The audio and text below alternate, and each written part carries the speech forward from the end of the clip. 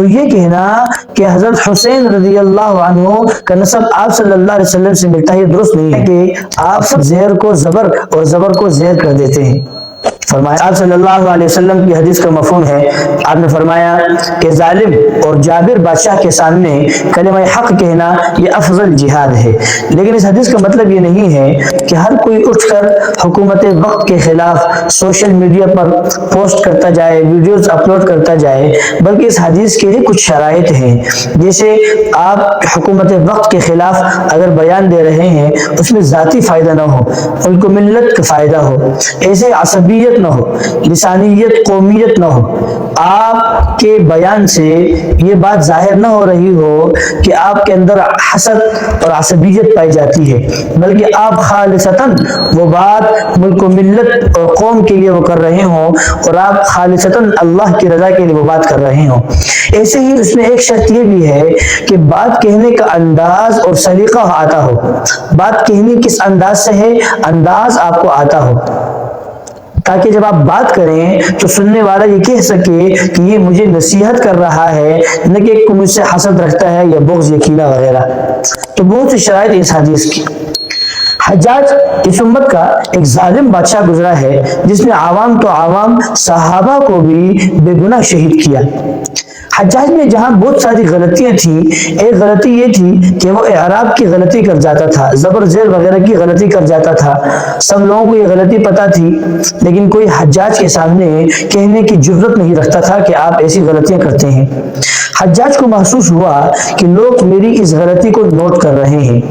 حجاج نے درباریوں سے پوچھا کہ کیا میں اعراب کی غلطی کرتا ہوں؟ اب درباری ہنس گئے۔ اگر وہ کہتے ہیں کہ جی ہاں آپ اعراب کی غلطی کرتے ہیں تو ان کی گردنیں اڑیں گی، وہ تو چھوٹی چھوٹی بات پہ گردن اڑا دیتا تھا، اور اگر وہ درباری کہتے ہیں کہ آپ غلطی نہیں کرتے تو پھر بات جھوٹ ہے۔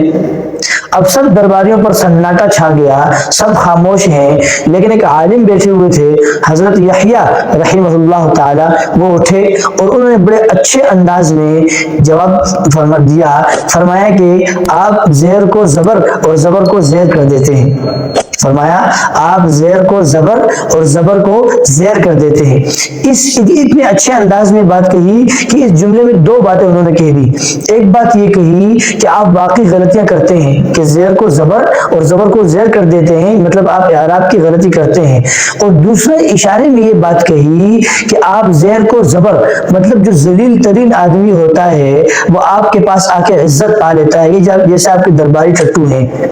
اور آپ زبر کو زہر کر دیتے ہیں کہ جو معزز آدمی ہوتے ہیں جو صحابہ ہیں وہ آپ ان کو ذلیل کرواتے ہیں۔ دیکھو اتنے اچھے انداز میں انہوں نے بات کہی کہ ایک ہی بات میں حجاج کو اپنے سوال کا جواب بھی مل گیا، اور یحییٰ رحمہ اللہ تعالی نے اشارتاً ایک اور بات بھی انہیں بتا دی۔ یہ ہوتا ہے سلیقے سے اور انداز سے بات کرنا۔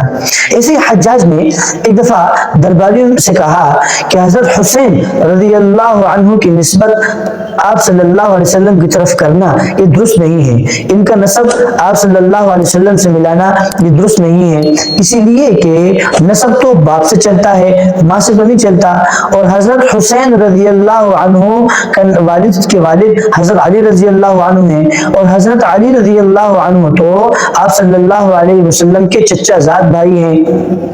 وہ آپ کے بیٹے تو نہیں ہیں، آپ کی بیٹی فاطمہ رضی اللہ عنہا وہ حضرت حسین رضی اللہ عنہ کی والدہ ہیں،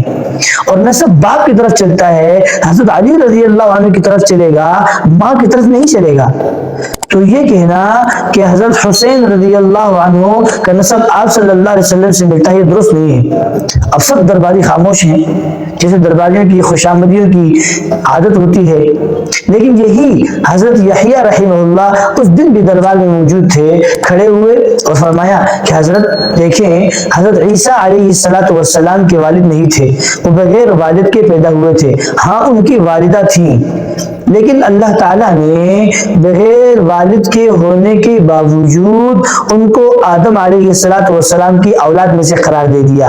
ان کو آدم علیہ السلام کی ذریت میں سے قرار دے دیا۔ تو اگر عیسیٰ علیہ السلام بغیر والد کے حضرت آدم علیہ السلام کی اولاد میں سے ہو سکتے ہیں، تو ایسے ہی حضرت حسین رضی اللہ عنہ کا نسب بھی والدہ کے ہوتے ہوئے آپ صلی اللہ علیہ وسلم سے مل سکتا ہے۔ تو حجاج خاموش ہو گیا۔ یہ ہے کہ ظالم اور جابر بادشاہ کے سامنے کلمہ حق کہنا افضل جہاد ہے، لیکن کلمہ حق کہنے کا سلیقہ انداز آتا ہو، کوئی ذاتی مفاد نہ ہو، عصبیت لسانیت کچھ بھی نہ ہو۔ اللہ تعالیٰ جو کچھ سنا ہے اور جو کچھ کہا ہے اس پر عمل کرنے کی توفیق نصیب فرمائے۔